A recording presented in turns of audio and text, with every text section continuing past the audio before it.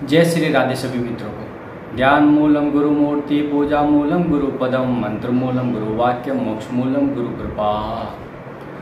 तो जैसा आप सभी को विदित है, ये कलयुग चल रहा है और कलयुग में भगवान की प्राप्ति हेतु सरल उपाय क्या है, तो हम एक कथा के माध्यम से समझेंगे कि भक्ति, वैराग्य और ज्ञान ये तीनों का उदय कैसे हुआ तथा कलयुग में इसका क्या प्रभाव है तथा भक्ति प्राप्त करने के लिए कलयुग में हमें किस प्रकार साधना करनी पड़ेगी। इन सब विषय पर चर्चा की जाएगी, तो ध्यानपूर्वक पूरा वीडियो जरूर देखें। तो वीडियो स्टार्ट करते हैं।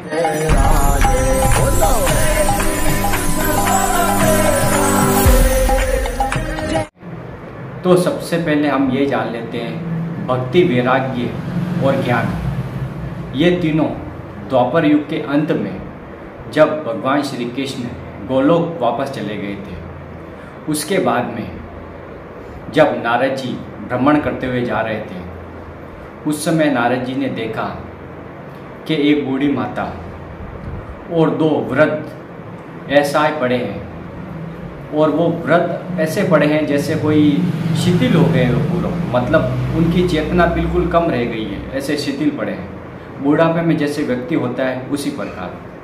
तो नारद जी उनके पास गए और वो जो बूढ़ी माँ थी वो भक्ति महारानी थी, लेकिन कलयुग के प्रभाव के कारण वो एकदम शिथिल पड़ गई थी।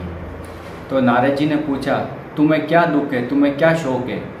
तो भक्ति महारानी ने कहा, आप तो जगत के स्वामी हैं, आप सर्वज्ञ हैं, आप ब्रह्म ऋषि हैं, आपको तो सब पता ही होगा। अब जैसे आपको पता है कि द्वापर युग खत्म हो गया और कलयुग आ गया है, तो कलयुग के लगने के कारण और यहाँ के आचरण व्यवहार के कारण लोग भ्रष्ट हो गए, व्यभिचारी हो गए, हिंसा करने वाले हो गए, इसलिए मैं शिथिल पड़ गई हूँ। नारद जी ने पूछा, ये दोनों वृद्ध कौन है? तो भक्ति रानी ने कहा कि ये दोनों मेरे पुत्र हैं, ज्ञान और वैराग्य।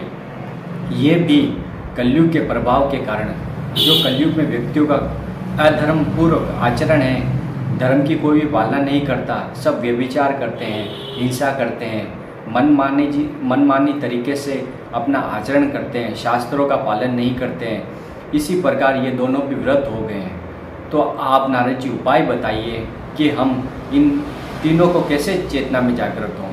भक्ति रानी स्वयं वृंदावन में खड़ी थी। तो नारद जी ने कहा, इसका उपाय मैं ढूंढता हूँ।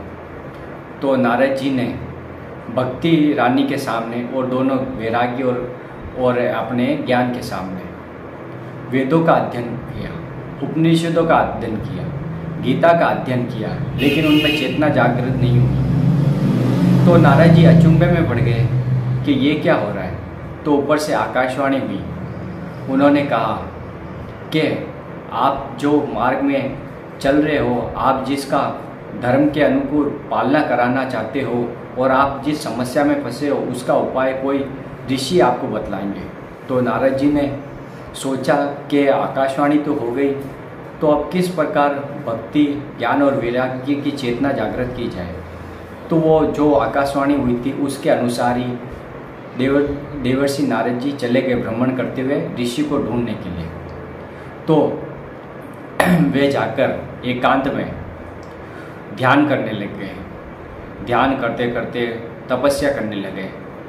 इसी बीच चार जो ब्रह्मा जी के पुत्र हैं, मानस पुत्र हैं, सनक, सनंदन, सनत कुमार और सनातन, इन चारों की नारद जी ने भेंट हुई। तो नारद जी ने सभी विषय वृत्तांत उनको बताया कि भक्ति, वैराग्य और ज्ञान शिथिल पड़ गए हैं, इनका उद्धार का क्या साधन है। तो उन्होंने ऋषि मुनियों ने जो सनक, सनंदन, सनत कुमार और सनातन, ये चारों बालक थे 6 वर्ष के, लेकिन ज्ञान में वो सभी के पूर्वज थे।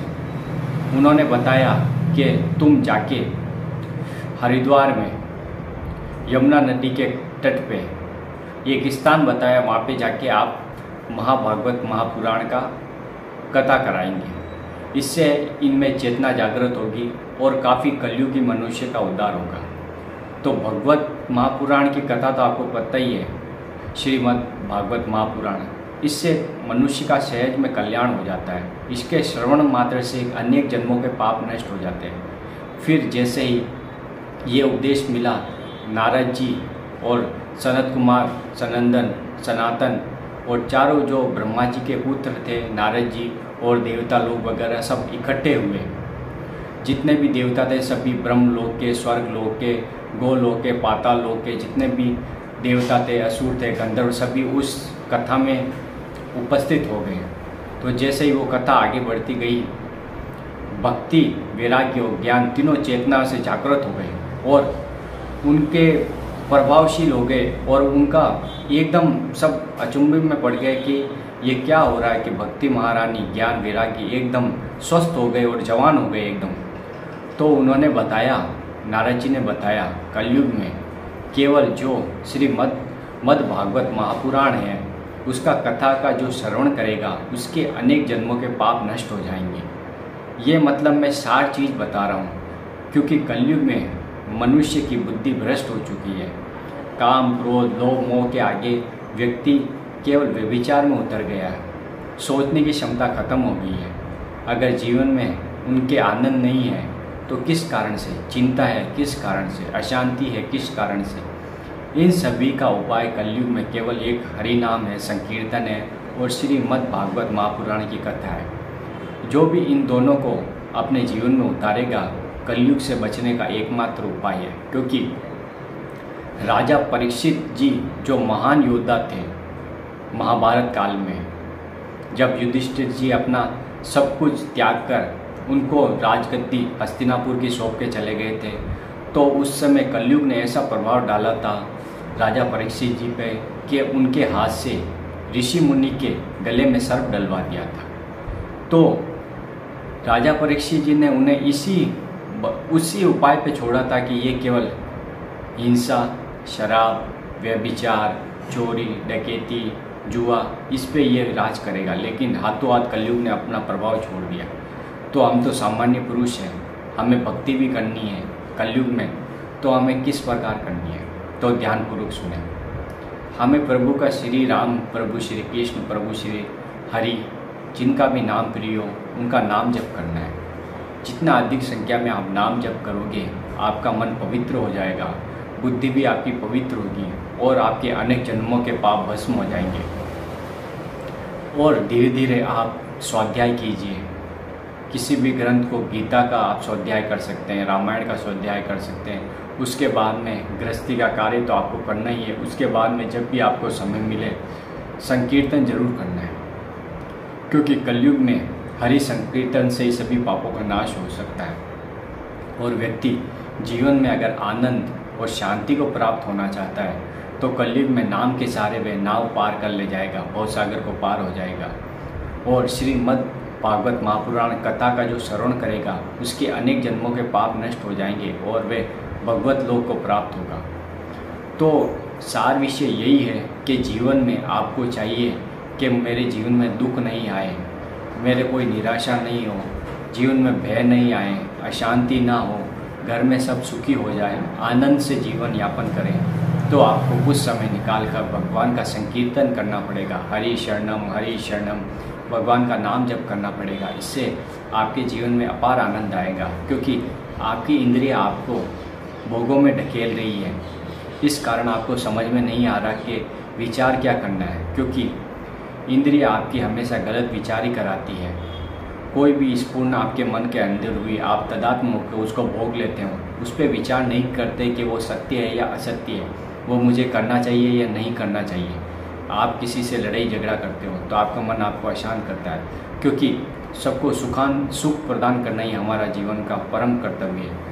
क्योंकि किसी से भी हम हिंसा करेंगे या व्यभिचार करेंगे, गलत आचरण करेंगे, तो वो हमारे हृदय को मलिन कर देगा, हमारे पाप और बढ़ते जाएंगे। इसलिए इस जन्म में आपसे अनेक पाप हुए, प्रभु की शरण में जाके वो सभी पापों को क्षमा कर देंगे। हमें केवल प्रभु श्री कृष्ण, प्रभु श्री राम की शरण में जाके उनका नाम जप करना है। जिब्या से राम राम राम राम, कृष्ण कृष्ण, हरि हरि, इस प्रकार आपको रटन करना है।